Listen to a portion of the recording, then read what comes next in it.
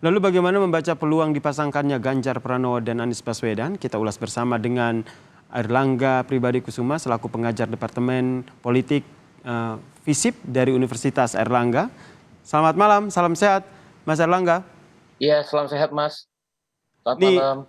ya DPP PDIP menyampaikan Iya, wacana untuk menduetkan Ganjar dan juga Anies Baswedan. Anda membacanya seperti apa?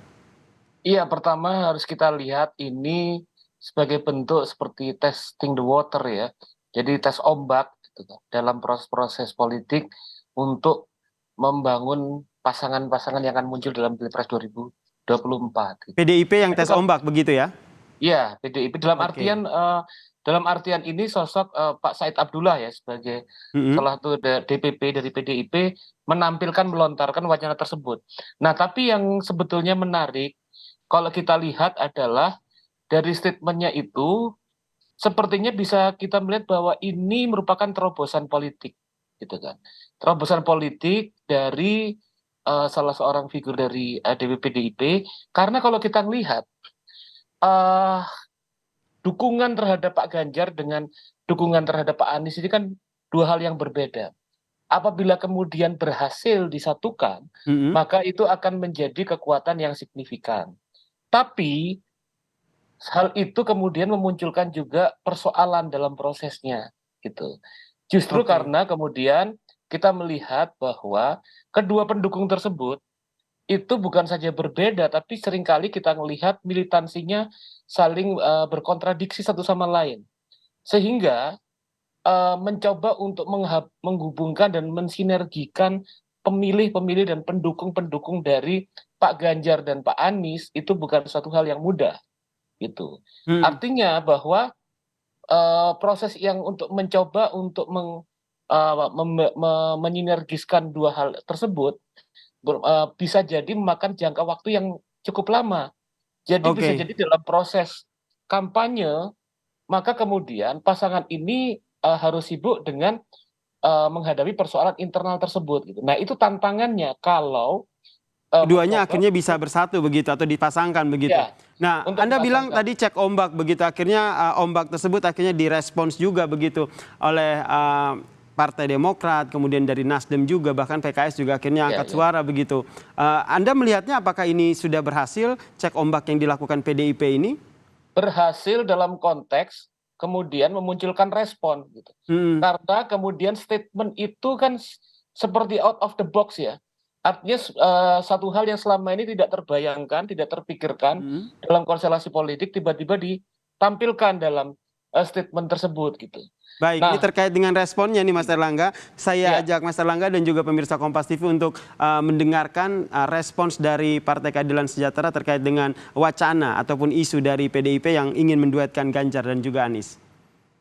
Wow, ini kalau Ganjar dan Anies bisa ganas ini kan. Tapi semua itu kan bahagian dari komunikasi politik ya.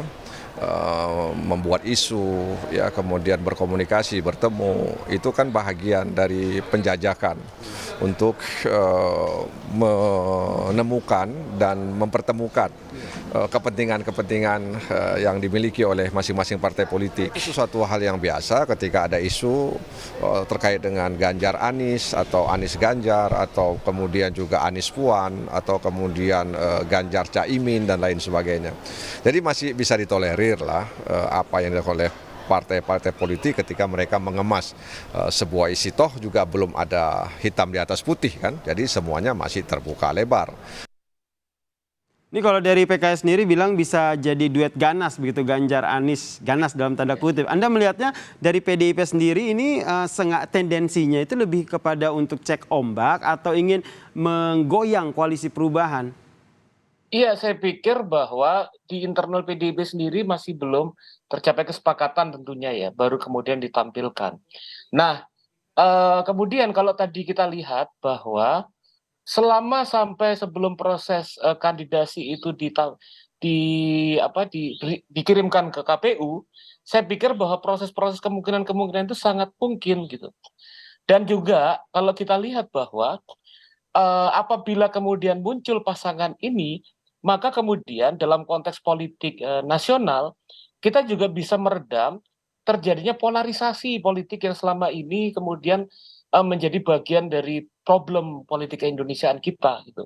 Artinya tadi seperti disebutkan oleh Pak Said Abdullah misalnya, kita tidak lagi bicara tentang misalnya cebong kampret gitu kan, atau kemudian hal-hal yang membelah satu sama lain. Cuma persoalannya bukan hal yang mudah tadi saya utarakan, karena misalnya di satu sisi Pak Ganjar kemudian merepresentasikan melanjutkan kepemimpinan Jokowi.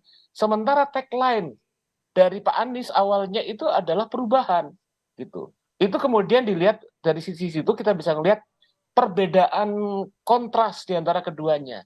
Oke, ini ada perbedaan visi begitu ya. Ya, perubahan betul. dan juga melanjutkan begitu. Jadi sesuai dengan topik dialog kita, isu duet Ganjar dan Anies ini menurut Anda mungkin akan terjadi? Kalau bicara tentang kemungkinan bisa terjadi gitu. Tapi ada selalu kemungkinan gitu. Tapi bukan hal yang mudah. Artinya misalnya kalau kita ngelihat respon-respon yang kemudian dari partai-partai yang hendak mengusung Mas Anies itu kan beragam dan kemudian ada kecenderungan resistance. Nah, hal itu kan kemudian menunjukkan terjadinya gesekan di dalam.